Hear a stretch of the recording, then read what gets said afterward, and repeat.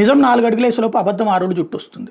ఈ ఓవైసీ రైట్ చేసిందా, Samajwadi party right చేసిందా, రాజ్యసభలో రైట్ చేసిందా, మొన్న సుప్రీంకోర్టులో కూడా అడిగిన ప్రశ్న ఏంటి, వక్ఫ్ బోర్డులో ముస్లిమేతరులు ఎందుకు ఉండాలి అన్నటువంటిది, అలాగే వక్ఫ్ ట్రిబ్యునల్లో ముస్లిమేతరులు ఎందుకు ఉండాలి అన్నటువంటిది.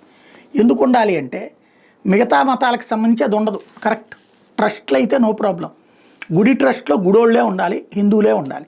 క్రిస్టియన్ దానికి సంబంధించిన దాంట్లో చర్చి ట్రస్ట్లో క్రిస్టియన్సే ఉండాలి, వాళ్ళే ఉండాలి. అది ప్రొటెస్టెంట్ అయితే ప్రొటెస్టెంట్లు, క్యాథలిక్లు అయితే క్యాథలు, ముస్లింల్లో సున్నీలు అయితే సున్నీలు, లేకపోతే వాళ్ళ మసీదుకి సంబంధించి. బట్ వక్ఫ్ బోర్డు అనేటటువంటి ఒక ప్రాపర్టీ ఆర్గనైజేషన్, రివ్యూ ప్రాపర్టీ ఆర్గనైజేషన్కి సపరేట్ జ్యుడిషియల్ పవర్స్ ఇచ్చేశారు.